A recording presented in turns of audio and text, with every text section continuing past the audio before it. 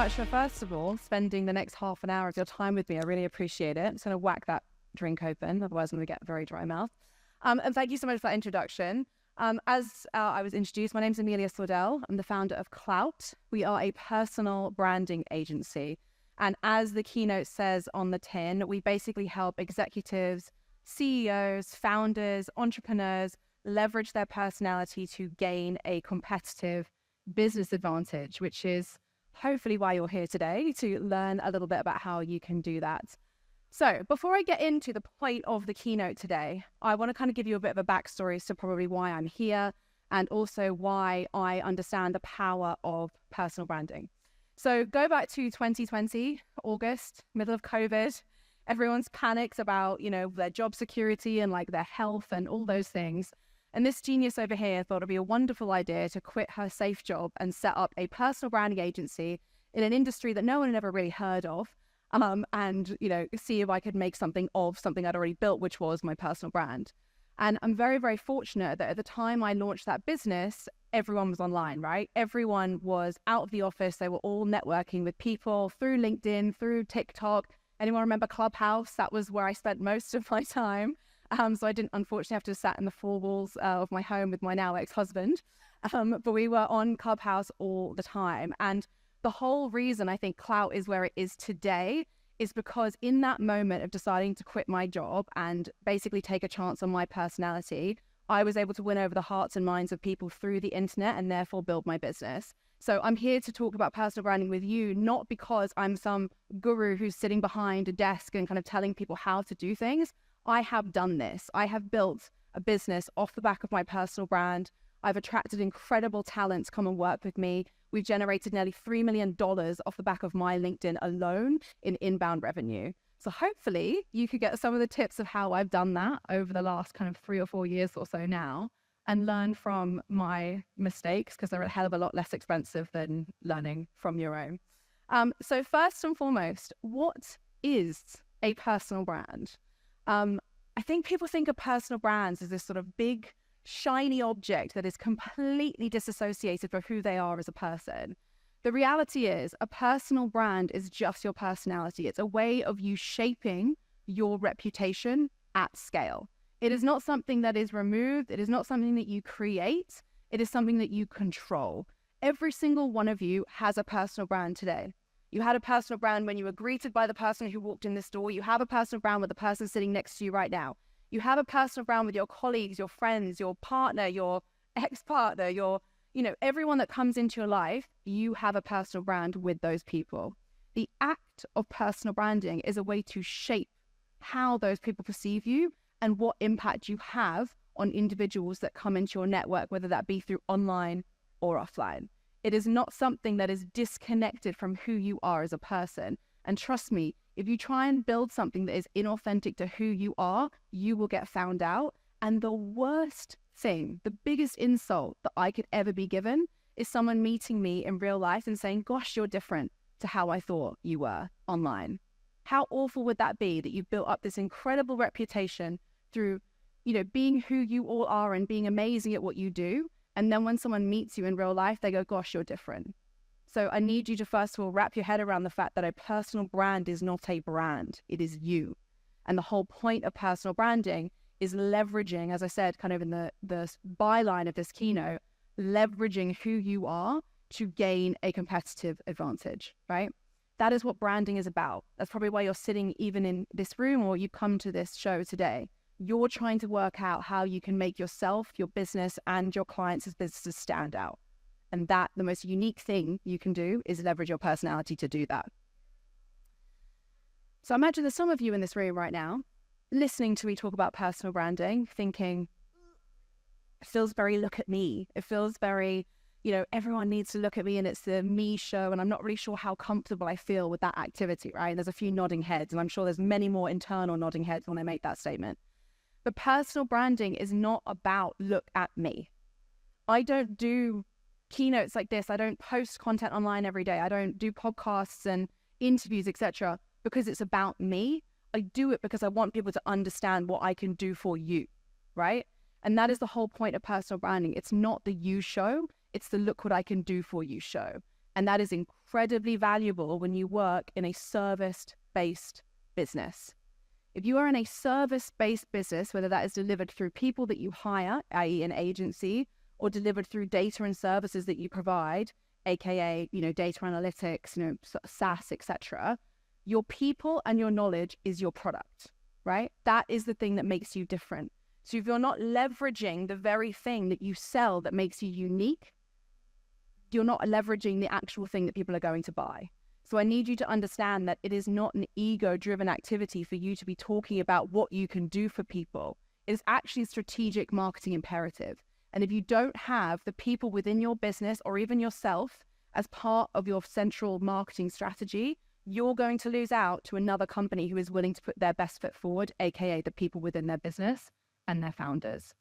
There's some really fantastic stats, which I won't bore you with because I can't actually remember them off the top of my head. And even getting through the first, minute of this keynote is quite remarkable, quite frankly.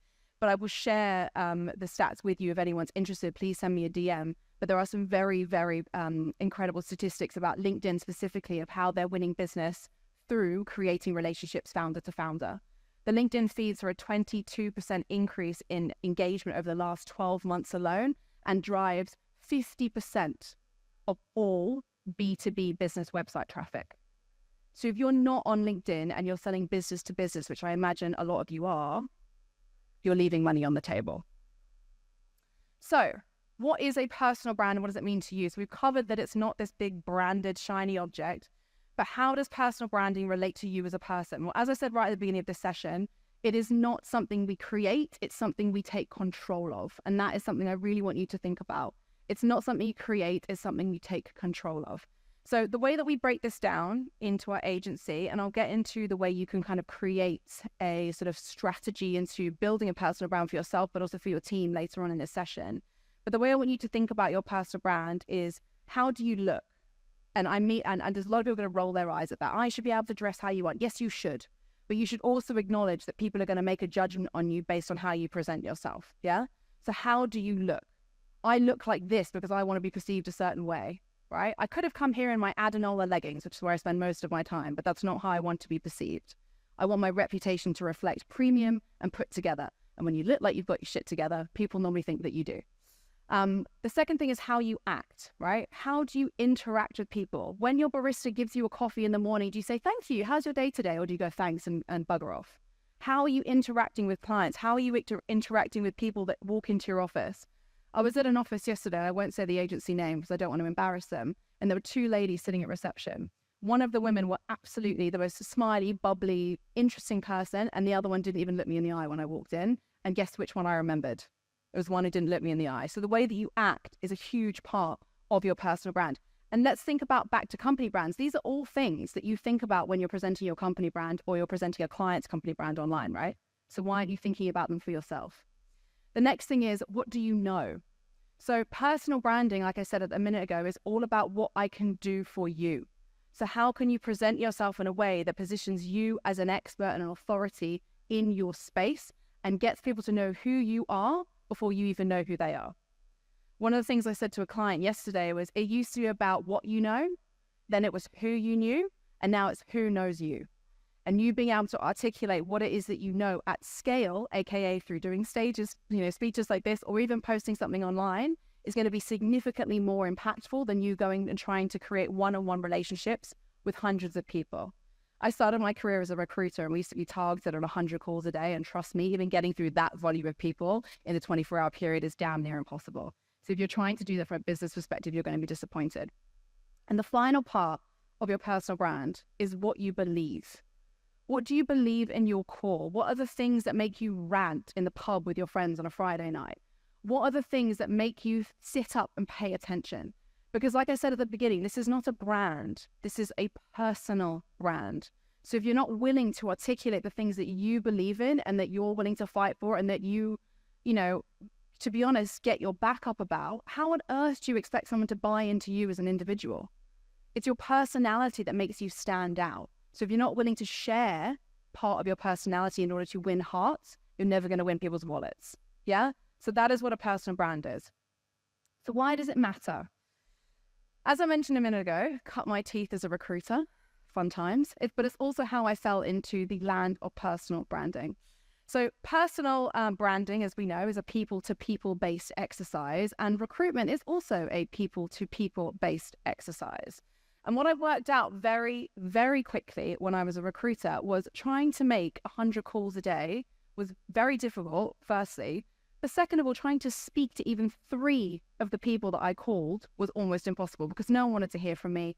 No one wanted to speak to me, and it was very, very difficult to make those numbers. So the reach that I had offline was minuscule, right? Very, very small, which is why companies decided that they should have Instagram pages and Twitter pages and LinkedIn pages, because guess how much more reach a company page has on a social media network than they do to their website? Significantly larger, right? So hands up everyone who's got a brand page on some social network in this room. Some of you don't. That's appalling. You've got some work to do. But most of you have a brand page on social media, right? But the reach that your company brand has online is minuscule compared to the reach that you individually have online. On LinkedIn alone, you have up to 561% more reach with the exact same message shared on your personal page versus the company page, right? And if you're a B2B business, for those of you that don't know this, I'm going to give you a bit of a down low on LinkedIn. LinkedIn ranks members' content above company updates and sponsored ads. Always. So if you are not posting content individually, or your teams aren't posting content individually, you will never get traffic to your company page, which means you'll never get conversions to your website. So you need to have a strategy in place to encourage people and empower people to be posting content, even if it's come from a centralized function like marketing, right? And as I said, the reach that you have online is significant. It's also really important to note that 92% of you in this room right now will trust the opinion of another stranger in this room over what a company will tell you. That is why we have TripAdvisor. I'd love to get another show of hands just to humor me. How many of you look at all the negative and neutral reviews before you book a holiday? Yeah, me too. I've literally spent hours and hours being like, did Carol really find a hair in her food, or is she just a bitter person? But we all do that because we trust our peers. It's why Amazon has reviews. It's why you will only buy a light bulb if it's got a 4.5 stars on Amazon, right? We trust what the strangers think. We trust our peers, but we don't trust brands. So that's very, very impactful in the thought process of building a personal brand. I think it's also worth noting that you get 7 times leads that come through your individual pages and individual social media convert 7 times more frequently than those that come through company channels. So if you're someone in sales, or you have a sales team, or you have business to do, which I hope most of you do, stuff that comes through your referral converts 7 times more frequently, which is why so many agencies particularly are able to scale quickly because of the referrals individuals within that business get. So imagine if you could scale that out, and instead of relying only on the people you've had touch points with, you could rely on 100,000 people who think they know you, referring you business. And that is what I've managed to do. I get 250,000, maybe 500,000 views every single week on my LinkedIn profile. And I have strangers who have never worked with me ever in their life, haven't even spoken to me, referring me business. And that is an incredibly powerful place to be. But most importantly, and I think this is a very important point to make, building your personal brand allows you to take control of your personal reputation, aka legacy planning your career. Because remember, a personal brand is yours. You can take that with you. But it also enables you to take control of the reputation of your business. And this is a really good example of this. In this slide, there are 2 bottles of water, right? One bottle is 90p and one is $4.99. I'm going to lay the kind of scene for you as to why I'm showing you pictures of Evian in just a second. So my agency, we are a personal branding agency. All we do is build personal brands. Our minimum entry point for a client to come and join us is £48,000 a year. That is most companies' budgets for the entire year, and we get companies to pay us that for one person and one channel. And the reason we do that is because our value is perceived more valuable than other agencies. What we do as a business is perceived as better and therefore have a higher ROI than what other agencies that we compete against, but also other marketing agencies, And I won business yesterday off a traditional marketing agency because I convinced the owner that it was better off going with his personal brand than company brand. But we are perceived to be more valuable. And the reason we are perceived to be more valuable is because you are willing to put our head above the parapet and say, this is what we can do for you, and this is who we are. And that gives you a huge competitive advantage when you're working in a service-based business. As I said at the beginning of this, if you are working in an agency or a people-to-people business, your people are the product. So if you are willing to put your neck on the line and get people to buy into who you are as a person and convince them before they've even walked into the door that you are significantly better than everyone else, you will win that business before they've even met you. Most times those pitch meetings will become a case of, we just wanted to check that you were who you said you were online. They already know who you are. They already know what investment, let's call it investment, not cost, they're going to make with you. It's not about convincing people anymore. It's about just letting them walk through the door. And that is why personal branding, for me anyway, has been so powerful, is it's made my value to my audience and to my target audience be perceived as 100% more than my competitors. But in order for you to do that, you all have to be willing to have a personality online. You have to be willing to put your opinions out there, and you have to be willing to articulate who you are as a person without worrying about whether or not some stranger from Colchester thinks you're a douche, right? That person is not your target audience. Your friends in your WhatsApp group are not your target audience. Your target audience are professionals who want to know the thing that you're selling, you can do well for them. And the only way that you're going to win those people over is by getting them to know you.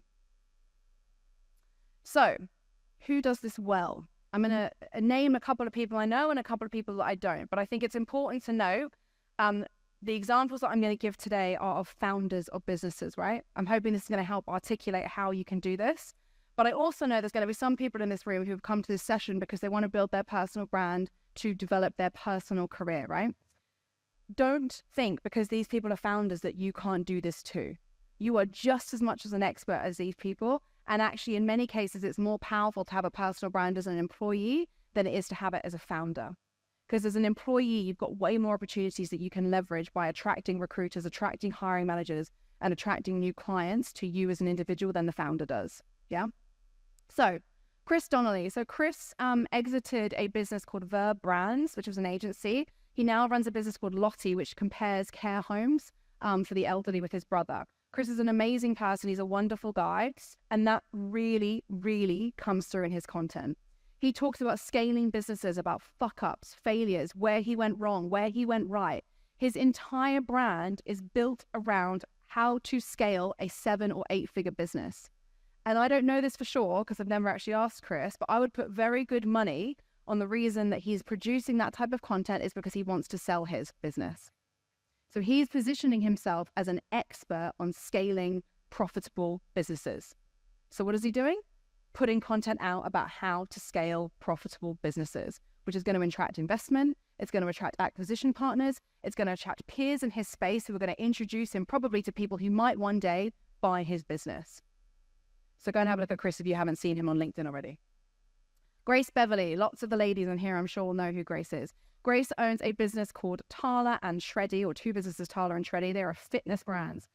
Grace has essentially embodied the kind of concept of creator authenticity. She shares pictures of herself with no makeup on, with her double chin, with her, she's put on a little bit of weight this week, she's lost a little bit of weight next week. She gives her followers every single part of her life. And it's not surprising to me that she's now running one of the most successful activewear brands in the UK right now. And she's done that in a very, very short space of time. And the reason she's been able to do that is because she gives her followers exactly what they're looking for, which is a lifestyle, a kind of a like-mindedness with someone who understands their struggles, mainly women. And she lets people be her friend. They trust her. A really good example of this is, I don't know, hands up anyone who follows Grace on Instagram. Oh, great. Quite a few of you. Did anyone see the coat drop that she did yesterday? Yeah. How many of you bought that coat? Yeah, quite a few. A couple of you, right? You bought that coat because she went on her Instagram telling you how amazing this coat was.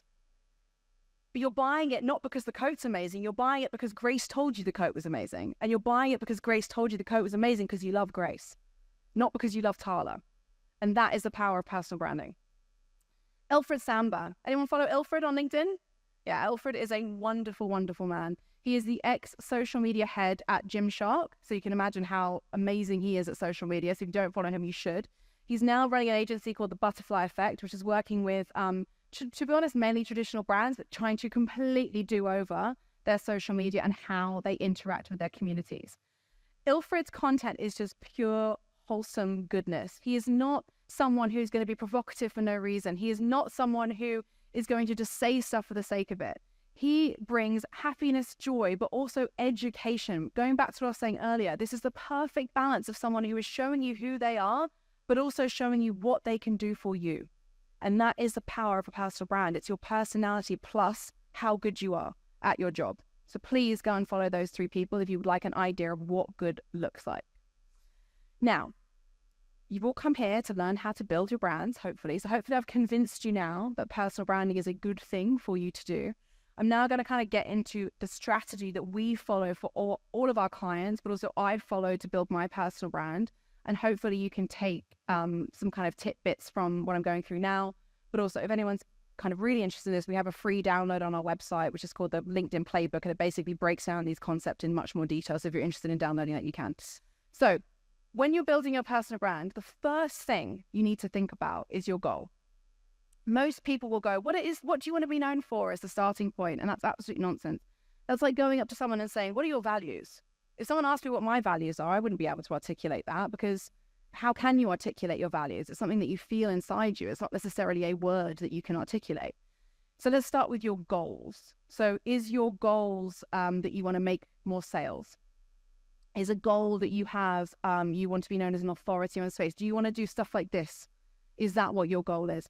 Is your goal that you're trying to hire more people into your business? Or is your goal that you're just simply trying to legacy plan your career? Do you want to position yourself as an expert in your space so that you never have to look for a job ever again because all those jobs come to you? It's a pretty powerful place to be, right? So number one thing, what is your goal? The second thing, who is your audience? So we think about the context of your goal. So I'm going to use myself as an example because it's an obvious one.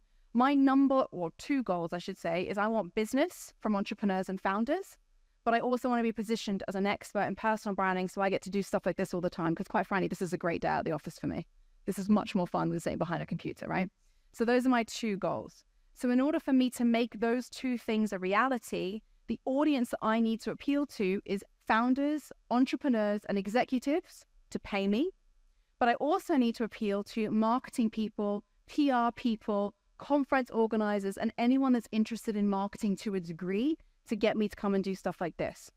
So the concept that I put out predominantly is about entrepreneurship, huge fuck-ups I've had in entrepreneurship, all the trials and tribulations of hiring, firing, scaling, descaling, all the things that other founders and executives are going to be able to relate to, because I know that's what they find interesting because I'm one of them, right? On the other side, I talk about marketing things. How can you leverage, tactics that Colleen Rooney has leveraged to get herself back in the spotlight as a team? How can you encourage your team to be posting content in order to hit your revenue goals in marketing this year? So those are the 2 types of content that I put out because they attract the audiences that I'm trying to attract. And no, neither one of those things I've said I want to be known for. They're just related to my goals. And then the final piece of all of that is pulling that together into what we call content pillars. You're all going to be familiar with what a content pillar is, because if you didn't, you wouldn't be sitting in this room. But a content pillar, as it pertains to a personal brand, is a core message that you believe in. So I've given you 2 examples of this, and I'm happy to share these slides with anyone if you're interested. But the first kind of content pillar I've given is influencer marketing, must-steal observations and growth strategies for brands. So one of your core pillars with content that you put out on any platform could be educating people on must-steal strategies that other brands have used to grow to a certain degree. And that's that whole piece of like, look what I can do for you, right? I am the expert, listen to me. And one of your other pillars could be my founder journey, the reality of running a business and a team, or it could be your personal journey. If you're employed, what's your journey been like? Did you start from A and now you're at Z, or are you at B still? Bring people on that journey with you. I'm mentoring someone at the minute who is the most incredible, like honestly, one of the most incredible women I've ever met in my life. She's 19 years old and she's running an employer branding agency, and she's already worked with the likes of Google, Amazon, and VW, and she's only been going for a year, right? She said to me, she's coming and sitting in our office at the minute because I refuse to let her pay for office space. So she's coming to sit in our office at the minute and working with us. And one of the things she said to me the other day was, how can I talk about my founder journey? I've only been doing this for a year. I said, that is why it's so powerful, because people are going to buy into your journey. Bring them on that journey. Tell them you don't know everything yet. Tell them that you went for that pitch and you didn't win it. Tell them that you went to that VW shoot last week and how amazing it was and you had to hire a freelancer because you don't employ anyone yet. Bring people on that journey with you, because that is what's going to make them do business with you, right? So that breaking that down into two sides. One is what you do, and the second is who you are. And the final piece of all of this is, please, particularly on LinkedIn, please engage with other people's content. Hands up who scrolls and doesn't engage. Lots of lurkers in the room. You make up 90% of the LinkedIn users. So 90% of LinkedIn users do not even engage with other people's content, right? 99% don't even post. So I'm in the top 1% right now. There are 9 billion with a B, impressions made every single week in the LinkedIn feed by only 3 million users. So that means everyone wants to hear what people have got to say, but no one is saying anything. Which is why when you scroll through the LinkedIn feed, you see things from 7 days ago, 10 days ago, 3 weeks ago, 5 weeks ago, because there is not enough content to keep up with demand. Which means every single person in this room has a huge competitive advantage. There is a void that you could fill. And if you don't fill it, someone else will. So engaging with other people's content. I want you to make a list of 5 people, not in your industry, 5 people who have audiences of people that you're trying to attract, right? Not in your industry. That's a massive mistake people make, is they go, I'm trying to attract HR people, so I'm going to go and comment on HR people's content. No. You need to go and engage with people's content who have audiences of people that you are trying to attract, right? So who are those people? Are they founders? Cool. Who do they engage with? Are they CEOs? Cool. Who do they engage with? Are they marketing people? Cool. Who do they follow? Go and engage with their content every single day. Put a diary invite in your calendar like I do every day at 4 p.m. Put their profile links in that calendar invite, click on the link, comment on the latest post, and give them something meaningful. The reason why this is so powerful on LinkedIn particularly is because when you engage with someone's content on LinkedIn, your feed sees that post, right? So your network sees that post. If that person replies to your comment, their network sees your comment. So if you're engaging with people's content in a meaningful way, guess who's going to be able to attract followers from other networks? You guys. So you've kind of got the basics of a strategy. The final piece of all of this is, how are you going to monetize that attention? The first thing is you need to make sure you're on the right platform. You were trying to attract Gen Z influencers. LinkedIn's probably not the place to be. I need you to be super, super clear on who you're trying to attract and tailor that content to that person. Don't just say address people as a network or a collective. Address them as a you. What do you think? Here is how you should be doing this. Please do reply to all the comments that you get on your content. I know this is a very basic one, but it really does help drive engagement. Be consistent in your posting cadence. And the last thing, or the second to last thing I'd say, is when you post something, particularly on LinkedIn, the following day, go back through all the people that liked and engaged with that post and send them a follow-up message and say, hey, thank you so much for engaging with my content. Really appreciate it. Why did you engage with it? What got you interested in what I was saying? That particular follow-up message won one of our clients a £120,000 contract because it's already warm. They already know who you are. And by messaging them, you're flattering them because you notice them, and you're also being top of mind. If they're ready to buy from you and you're messaging them above one of their competitors and they've already engaged with your content, chances are you're probably going to get the pitch and not your competitor. I've got 1 minute left, so I'm going to speed through this. I do like to talk. So this is what it's going to look like when you start posting. The first off, you're going to be so excited after coming to this keynote. Yeah, Amelia told me how to do it. It's really amazing. And the first time you post, it's going to do well because you've never posted before, or the posts that you've done before have been very boring, or they've been reshares, or maybe they've been a link that marketing sent you and it's really dry and dull. So it's going to do really well. But then you're going to be posting for a few weeks and all of a sudden the engagement's going to drop off a cliff and you're going to go, oh, no one likes me. I shouldn't be posting anymore. Keep posting. Then you're going to get a few people challenging you. This is a lot of fear that you will have, is what if someone doesn't like me? Lots of people don't like you. Sorry to tell you, but they don't. Your mother-in-law might not even like you. Your partner you might not even like your partner. Who knows? But there are people that don't like you, right? Get over it. Don't let them stop you from achieving your potential. But the overall kind of impact that we're talking about here is it's an upward trajectory. I've been on this journey more times than I can count, and I'm 5 years deep into building my personal brand, and I am a 100% inbound business. I don't do any outreach whatsoever. It's a pretty good place to be in. And the compound interest of what we're talking about here is huge. Imagine where you could be in 12 months' time if you started posting today. And bearing in mind, I had to figure all of this out by myself. So if you can take the stuff that I've taught you today and apply it directly to your personal brand or to LinkedIn or TikTok or Instagram, you will be in there in a much quicker place than I was. And I want you to finally leave this with my final piece to leave you with, as I'm now run out of time and I've got people telling me to stop talking. Your personal brand is like a high interest account. The more money that you pay in, aka the more likes you get. So you get £1 here, £2 there, £5 there, it all compounds. So I don't care whether I get 1 like on my post, because that's 1 like I didn't get, I wouldn't have otherwise had. I don't care whether I get, 5 likes on my post, because that's 5 likes I otherwise wouldn't have. All of that compounds into huge reach, huge views, and a 100% inbound opportunity model. And it's not enough for you guys to be the best at what you do, as I'm sure you all are, but you have to be the best known. I'm not the best at personal branding, but I'm probably one of the best known in the industry, and that is why my company is the leading personal branding industry in the UK. Any questions? Sorry, I raced through that too quickly. No. Oh. So let's see if we can get the questions up on the screen. Yes.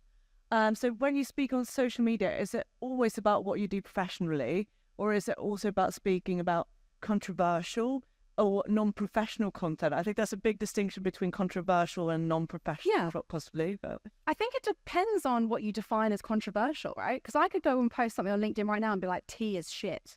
And I would have most people being like, tea is amazing. I'm Australian. We don't drink tea, right? We drink coffee like a normal person. But most people would find that controversial, because how dare I be in England and say tea is shit? Yeah. However, don't talk about stuff just for the sake of talking about it. Like, don't be that asshole who shares stuff online just for likes. Because remember, this is about building a personal brand. This is not about creating likes. This is not a popularity contest. There's a big difference between having fans and followers. If you're posting clickbait, you're going to get followers. If you're posting stuff that's actually to do with what you are and who you are professionally, but also personally, you're going to win fans. And it's the fans, which will make all of you irk. Let's call them friends, because I feel there's a bit of discomfort with the word fan.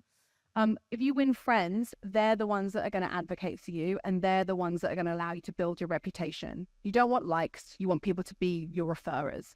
So don't be afraid of posting controversial stuff, as long as it's within your content pillars and within what you want to be known for. And just accept that there's going to be some people that don't like that.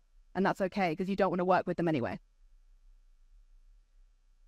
So then we have, how do you optimize your personal brand, and how can employees wanting to build their brand measure how successful they are in it? So obviously, if you've got your own business, you might be able to see the inbounds coming through a bit more easily, but how would with your team, everyday employees? And I get that, right? If you employ people, there is this fear of like, if they post online, what if they leave and get poached and all that kind of stuff? The first thing I would say to you, if that's a fear of yours, I would have a look at how you are as an employer before I'd worried about your team getting poached. My team, Danielle, my marketing manager, is at the back there. She gets poached, or attempted to be poached, almost every single week. And she's been with me for nearly 4 years, right? And she's got massive followers on TikTok and on LinkedIn. So I think the thing is, when it comes to kind of optimizing your personal brand, I think they're two separate questions. First of all, I'd be looking at what your audience is responding to. Remember, I'm saying audience, not followers.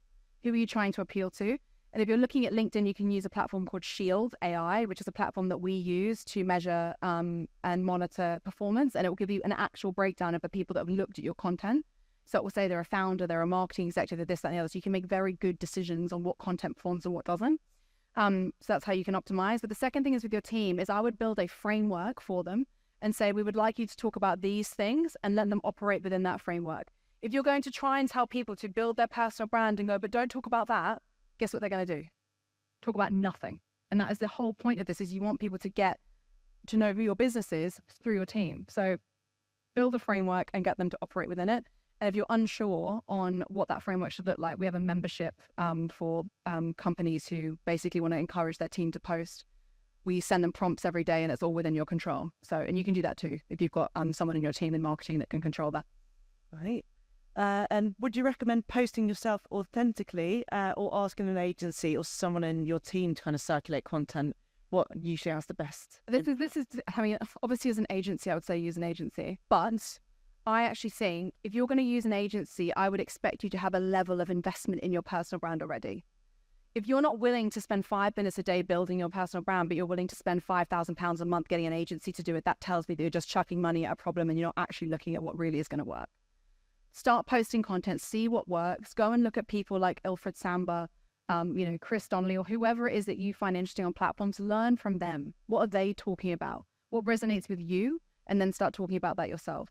I would love to say, come and give me lots of money, but I think actually you need to start doing this yourself before you bring an agency in. Great. Just a couple of questions to finish this the session off.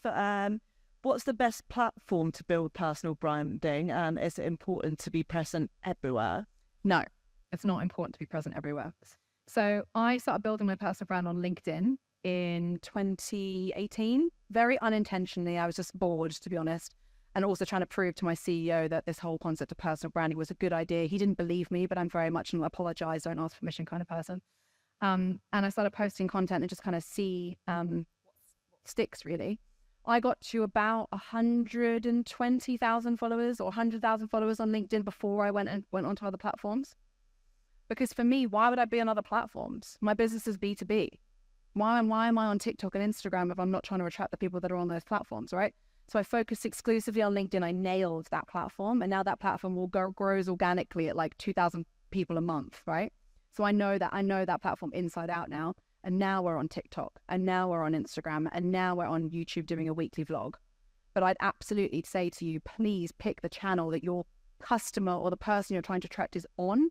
There is no best platform. There is just the best platform for what you're trying to achieve. And don't try and do too much all at once, because you'll fatigue out and it'll become boring and then you won't want to do it. Great. I think that kind of touched on, we'll have kind of two last questions into one.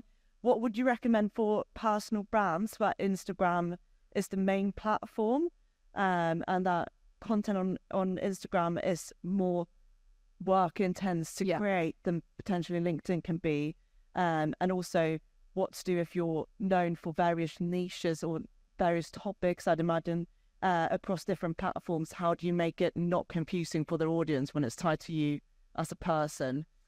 Okay, so I'll answer the first one foremost. So Instagram, I have a system with content. So I'm not going to answer this from a platform specific. So hopefully you can get some takeaways from this. You have to think about your personal brand like a message, right? So if my personal brand is hello, the way you articulate that message on each platform needs to be slightly different. So if on LinkedIn it's hello, on Instagram it might be bonjour. Sorry, I'm going to murder loads of languages here. On TikTok it might be German, right?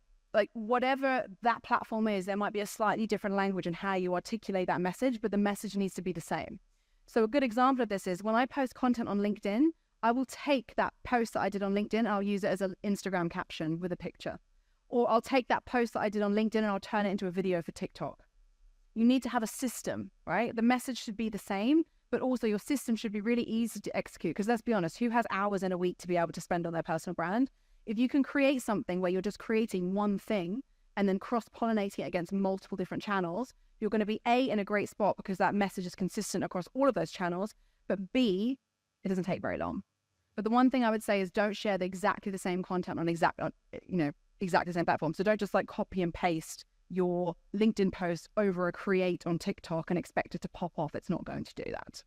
If you'll post, like great example of this is I posted a commentary piece on LinkedIn about the Colleen Rooney, Wagatha Christie. If you've not seen that, go and watch it. Amazing. Colleen's a badass. Anyway, I did a commentary piece on that about LinkedIn. I will now green screen a picture of Colleen at that launch event, and I will say exactly the same thing as I did in that written post, but as a video. And now all of a sudden I have two pieces of content that I can share across two different channels that took me about 5 minutes to do. So have a system. You could create a podcast, or you could sit down and record video for an hour each week, but then chop that up into micro and then transcribe the micro and put that on LinkedIn and then put the video onto TikTok and Instagram. System makes everything a lot easier.